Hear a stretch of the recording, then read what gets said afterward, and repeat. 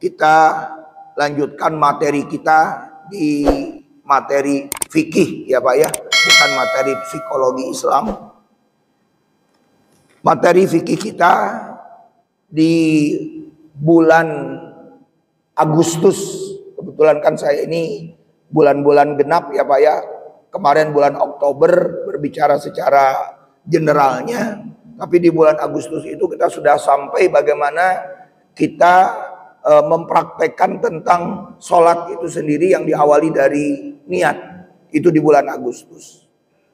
Dan kali ini materi fikih kita ini akan kita masuki mengenai kunut Pak.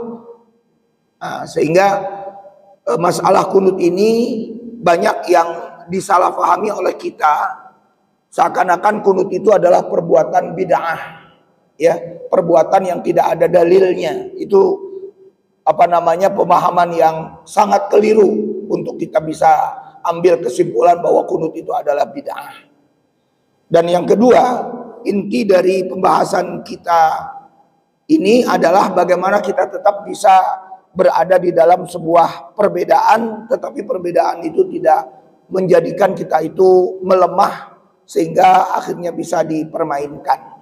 Nah, saya kira dua butir yang saya sebutkan tadi menjadi sebuah tujuan kita di dalam kita memahami tentang fikih ini yang berkaitan dengan masalah kunut. Saya cuman membagi beberapa poin saja ya Pak ya. Jadi pertanyaannya, benarkah bahwa kunut itu bid'ah apa bukan? Ini yang menjadi titik masalahnya Pak. Bapak sekalian, kita akan awali pembahasan ini arti kunut secara letterlek atau secara harfiah.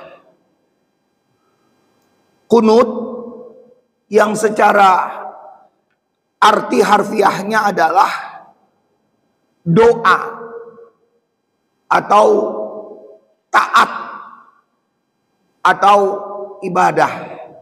Itu arti letterlek dari kata kunut.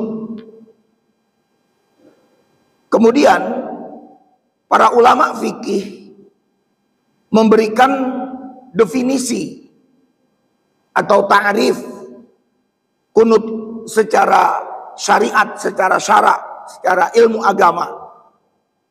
Kata para ulama bahwa kunut itu adalah du'aun makhsusun fis shalah fi mahallin makhsusin minal qiyam. Kunut itu adalah doa tertentu yang dibaca dalam sholat dan masih dalam keadaan berdiri, masih dalam keadaan berdiri. Nah, jadi itulah kunut itu sendiri. Memang di dalam masalah ini nanti Bapak sekalian, kunut itu pelaksanaannya akan berbeda antara mazhab Syafi'i dengan mazhab Maliki yang menggunakan kunut. Kalau mazhab Syafi'i, kunut itu dilaksanakan sesudah ruku. Jadi sami Allahu liman hamidah, membaca doa, dan kemudian langsung berkunut, Allahumma hdina fiman hadait, dan seterusnya. Tetapi di dalam mazhab Maliki, doa kunut itu sebaliknya Pak, sebelum. Jadi setelah membaca Al-Fatihah kemudian disusul dengan surat, maka dalam mazhab Maliki itu dibaca sesudah itu, jadi sebelum ruku. Itu perbedaannya. Nah, tentunya bagi kita sekalian, ada tidak pertentangan di kalangan para ulama mengenai kunut itu sendiri? Saya membagi dua, poin B dan nanti dimasukkan lagi ke poin C. Poin B, kita dapatkan beberapa hadis yang menjelaskan bahwa kunut itu tidak ada. Di poin B itu Pak, bahwa kunut itu tidak ada. Kenapa tidak adanya? Dikarenakan mereka menilai hadis-hadis kunut itu adalah dhaif.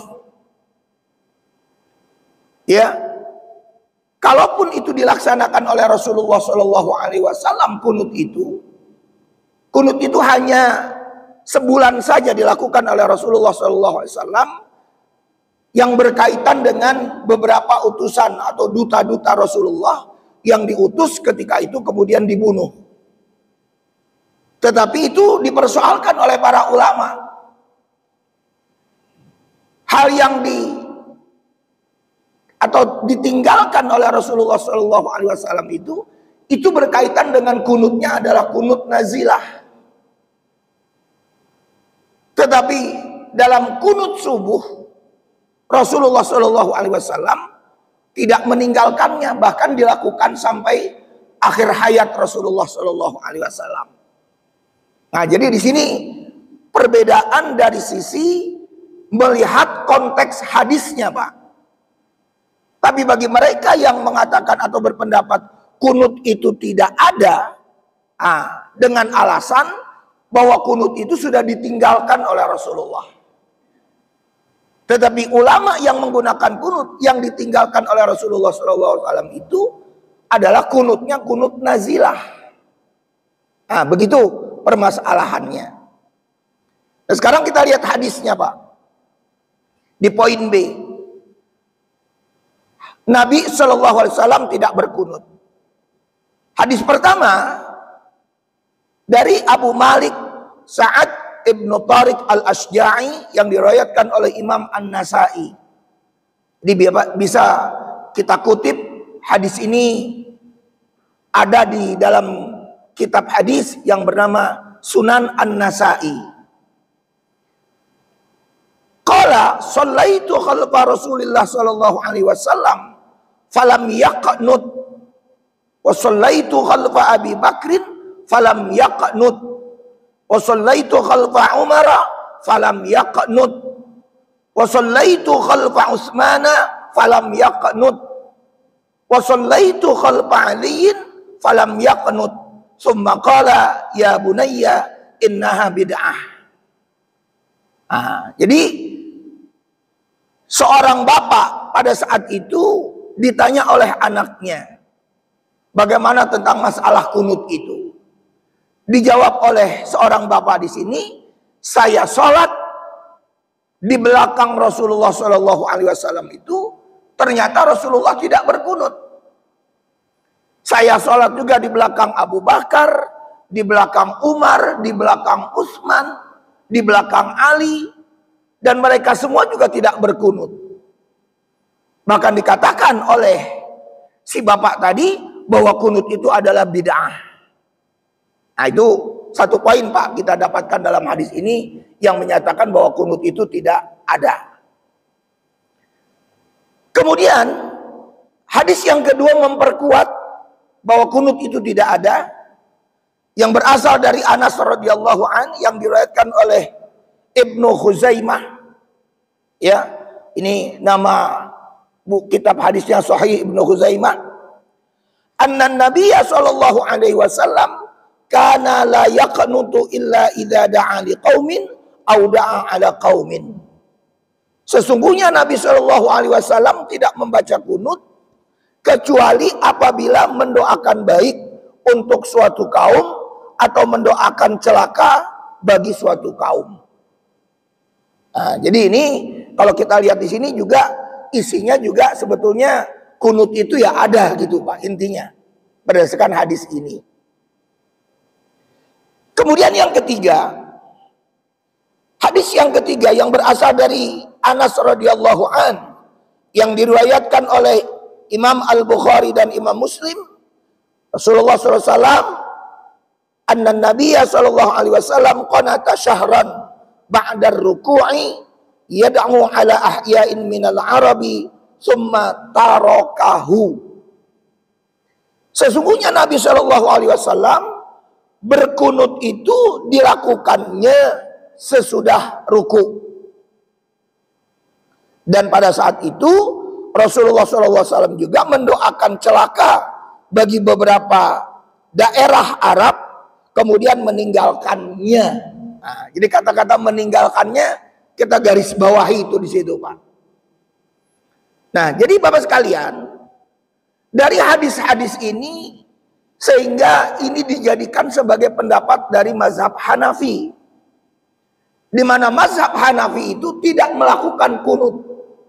Mazhab Hanafi, ya, mazhab Hanafi ini termasuk mazhab yang juga banyak penganutnya, pengikutnya di wilayah yang sering saya bilang itu di Asia Selatan, Pak. Ya, mulai agak ke barat lagi masuk ke Turki, ya, dari mulai katakanlah India, Pakistan, ya, Afghanistan di sana, terus itu masuk ke atas lagi ke Cina, ya. Nah, itu semua pada umumnya mereka bermazhabnya adalah mazhab Hanafi. Jadi mazhab Hanafi juga cukup banyak di dunia ini. Nah, jadi dari sinilah sekali lagi mazhab Hanafi berkesimpulan bahwa kunut itu tidak ada. Nah, kemudian yang kedua, yang mengatakan bahwa Nabi Shallallahu Alaihi Wasallam itu berkunut. Hadisnya apa? Dari Abdullah bin Abbas radhiyallahu an yang diriwayatkan oleh Imam Al-Baihaqi. Qala kana Rasulullah sallallahu alaihi wasallam yu'allimuna du'aan nad'u bihi fil qunuti min salati subhi. Dia berkata bahwa Rasulullah sallallahu alaihi wasallam itu bersabda, Rasulullah sallallahu alaihi wasallam mengajari kami doa yang kita baca dalam kunut subuh. Nah, jadi Ibnu Abbas, ya, Ibnu Abbas diajarkan oleh Rasulullah SAW tentang doa kunut di waktu subuh. Kesimpulannya apa, Pak? Kunut di waktu subuh itu jelas ada. Nah, ya, itu kesimpulan kita. Kemudian hadis yang kedua, Pak. Hadis yang kedua dari Anas bin Malik radhiyallahu an, diriwayatkan oleh Abu Dawud, annahu su'ila hal qanatan nabiyyu sallallahu alaihi wasallam fi sholati subhi faqala na'am faqila lahu qabla ar-ruku'i aw ba'da ar-ruku'i qala ba'da ar-ruku'i. Sesungguhnya Nabi sallallahu alaihi wasallam ditanya, sahabat itu ditanya, hal qanatan Nabi sallallahu alaihi wasallam, apakah Nabi itu berkunut fi sholati subhi di waktu sholat subuh? Dijawab oleh sahabat tadi, faqala na'am, ya, Nabi itu berarti berkunut. Faqila lahu, di saat kapan Nabi itu berkunut? Qabla ruku atau ba'da ruku? Sebelum ruku atau sudah ruku? Dijawab oleh sahabat tadi, ba'dar ruku', sesudah ruku. Nah, jadi berdasarkan hadis ini kita dapatkan atau kita mengambil satu kesimpulan bahwa hadis tersebut juga menerangkan tentang dalil adanya kunut di waktu subuh. Nah, Bapak sekalian, bagaimana para ulama akhirnya berkesimpulan seperti ini, Pak? Ada dua jalur yang harus kita perhatikan, seperti apa yang pernah saya sampaikan di dalam kajian usul fikih beberapa waktu yang lalu. Kalau kita menggunakan pendekatannya adalah pendekatan sanad, maka di dalam sanad yang menyatakan bahwa kunut itu ada, semua sanad perawi-perawinya itu adalah juga thiqat. Arti sikot itu dipercaya, sanadnya juga bagus ke atas. Itu yang dijadikan sebagai argumen yang mengatakan dalil-dalil kunut itu juga adalah sahih. Nah, tetapi ada juga yang mengatakan yang kunut itu disebutkan tidak ada atau tidak dilaksanakan oleh Rasulullah SAW menjadi beberapa masalah di sini, Pak. Kalau pendekatannya adalah pendekatan nasikh mansuh, Bapak masih ingat tuh dalam materi usul fikih ada di dalam ayat maupun hadis yang disebut nasakh an-nasakh atau nasikh mansukh. Ada yang direvisi. Nah, kalau kita memperhatikan dari dalil-dalil tersebut, justru ya hadis tentang kunut itu ada dan dilakukan oleh Rasulullah SAW itu adalah sebagai nasikhnya, Pak, sebagai penghapusnya.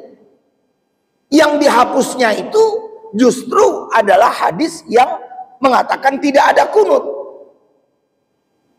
Nah, karena apa, Pak?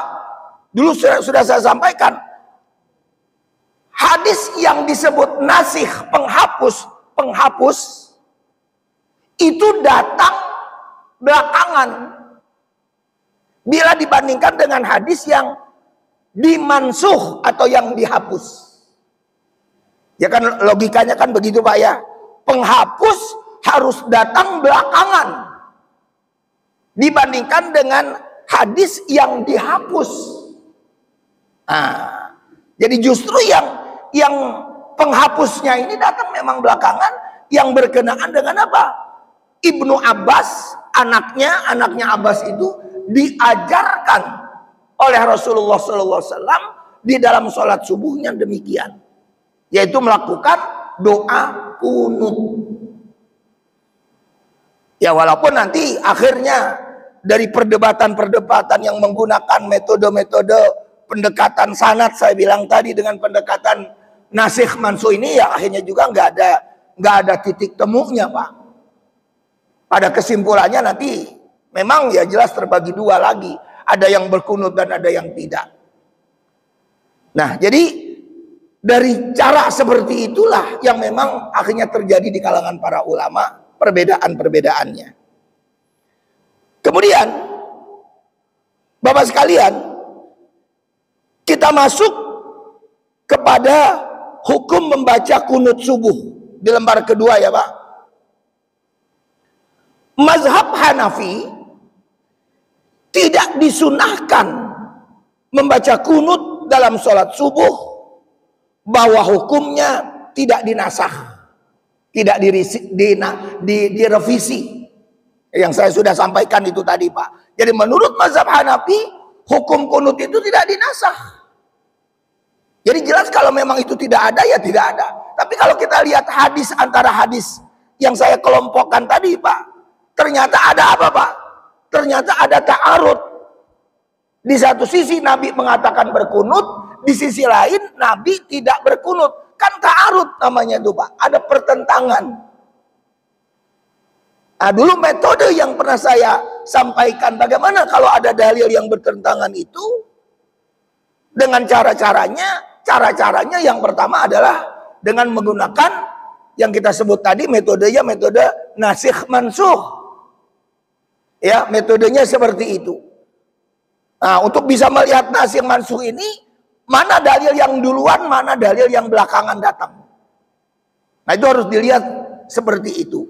Tapi mazhab Hanafi mengatakan di sini bahwa tidak disunahkan dalam berkunut itu, dan tidak ada dinasakh, kata mazhab Hanafi. Dalilnya apa? Seperti yang sudah kita dapatkan di atas tadi, annahu sallallahu alaihi wasallam qanata fi salatil fajri syahran summa tarakahu. Sesungguhnya Rasulullah sallallahu alaihi wasallam membaca kunut dalam salat subuh selama sebulan, lalu meninggalkannya. Nah, di sini menjadi apa, Pak? Saya bilang tadi, Pak, menjadi pemahaman yang berbeda. Apakah yang ditinggalkannya itu adalah kunut subuh? Apakah yang ditinggalkannya itu adalah kunut nazilah? Nah, di situ permasalahannya. Tapi tetap mazhab Hanafi berpendapat seperti itu. Kemudian yang B, Pak. Mazhab Malikiyah disunahkan membaca doa kunut dalam sholat subuh sebelum ruku. Jadi intinya mazhab Maliki itu membenarkan adanya ruku. Cuman cara pelaksanaannya yang berbeda dengan mazhab Syafi'i. Ya, seperti yang saya sudah sampaikan tadi. Hadis riwayat Ibnu Majah. Kemudian mazhab Syafi'i dinyatakan disunahkan membaca doa kunut dalam sholat subuh sepanjang tahun. Dengan dalil apa Pak? Yang saya sudah sampaikan tadi, ternyata Nabi itu melaksanakan sholat subuh itu sampai wafat. Jadi tidak ditinggalkan. Pengertian sampai wafat ya berarti terus menerus. Kalau yang namanya kunut nazilah insiden saja Pak, sifatnya insidentil. Kalau memang umat Islam pada saat itu sedang diganggu, sedang dizalimi, lakukan kunut nazilah. Tapi kalau tidak ada ya tentunya juga tidak ditinggalkan kunut nazilah itu. Nah disitulah permasalahannya. Kemudian yang D, yang keempat dari 4 mazhab ini Pak, mazhab Hanabilah atau mazhab Hambali, tidak disunahkan doa kunut dalam sholat subuh. Jadi mazhab Hambali dengan mazhab Hanafi itu sama-sama tidak menyatakan bahwa kunut itu disunahkan. Artinya tidak dianjurkan. Ya, nah disitulah perbedaan-perbedaan terjadi di kalangan para ulama mazhab yang mengatakan ada dan tidaknya kunut tersebut. Nah Bapak sekalian, sekarang bagaimana kedudukan kunut bila ditinggalkan dalam mazhab Syafi'i Pak? Ini dalam mazhab Syafi'i. Kalau memang kita sudah bermazhab Syafi'i, lalu suatu saat si imamnya nih, ini si imam ya Pak, bukan kita yang makmum ya. Si imamnya tidak membaca kunut karena lupa. Dia bermazhab Syafi'i, setiap subuh dia melakukan doa kunut. Tapi suatu saat dia lupa. Nah, bagaimana kedudukannya doa kunut pada imam yang lupa pada saat itu? Menurut mazhab Syafi'i, si imam harus melakukan sujud sahwi.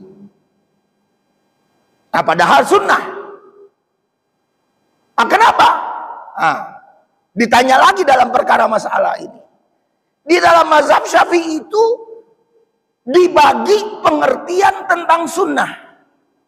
Yang kadang-kadang kita tidak masuk ke ranah atau ke wilayah ini nih Pak. Sunnah itu di dalam mazhab Syafi'i itu dibagi 2 yang berkaitan dengan sholat ya, sunnah sholat. Satu, sunnah hayat, dan yang keduanya sunnah ab'ad. Menurut mazhab Syafi'i, bahwa kunut itu masuk ke dalam mazhab sunnahnya adalah sunnah ab'ad. Maka perkara-perkara yang masuk ke dalam sunnah ab'ad itu harus diganti dengan sujud sahwi. Menurut mazhab Syafi'i, saya katakan sekali lagi. Ya, kalau mereka sudah menganut mazhab Syafi'i, terbiasa melaksanakan kunut di waktu subuh si imam ini, maka si imam harus melaksanakan yang disebut tadi sujud sahwi dalam mazhab Syafi'i. Nah, jadi ini yang harus kita pertegas kembali. Kemudian yang terakhir Pak, ini yang terakhir. Bagaimana kita menyikapi antara yang melaksanakan kunut dengan yang tidak melaksanakan kunut dalam masalah ini? Kalau kita kebetulan sekarang ini sedang ta'lim. Catatan itu Pak, di lembar kedua. Bila dikaji banyak ulama yang memperbolehkan membaca doa kunut dalam sholat subuh, akan tetapi tidak kalah banyaknya ulama yang tidak memperbolehkannya. Jadi boleh kita bilang seimbang lah Pak. Yang berkunut ada mayoritas, yang tidak berkunut juga ada juga mayoritas. Bagaimana kita menyikapinya? Jika demikian sebaiknya sebagaimana yang ditegaskan oleh Al-Allamah, salah seorang ulama terkenal ini Pak, dari mazhab Syafi'i, Sayyidi Muhammad Az-Zarqani, ketika dia mensyarah kitab Al-Muwatta. Kitab Al-Muwatta adalah kitab yang ditulis oleh Imam Malik, kemudian disyarah oleh seorang ulama Sayyidi Muhammad Az-Zarqani ini. kata, dan juga termasuk Imam Asy-Syaukani, ya, Imam Asy-Syaukani kitabnya adalah Nailul Autor yang mensyarah kitab Subulus Salam, disyarah oleh Nailul Autor. Dia katakan yaitu dikembalikan kepada kaidah fikih. Apa kaidah fikihnya di sini, Pak? Idza ta'aradul isbatu wan nafyu quddimal musbit. Apabila hadis-hadis itu bertentangan antara yang berkunut dengan yang tidak berkunut, maka kata kaidah fikih ini quddimal musbit, didahulukan, diprioritaskan yang menetapkan bahwa kunut itu ada. Ya, nah, jadi ini sikap dari mazhab Syafi'i seperti begitu dalam bentuk kaidah fikihnya. Jadi kalau bertentangan, yang satu ada, yang satu tidak, nah kita menyikapinya, kita memilih bahwa kunut itu kita laksanakan. Nah, demikian Bapak sekalian, pembahasan-pembahasan ini sekali lagi memang hingga saat ini sekali lagi tidak ada titik temunya. Ya, dimanapun, di negara manapun, termasuk juga di kita, tidak ada titik temunya. Tapi kita dikenal oleh masyarakat luas, oleh di luar, bahwa kita ini adalah mayoritas bermazhab Syafi'i.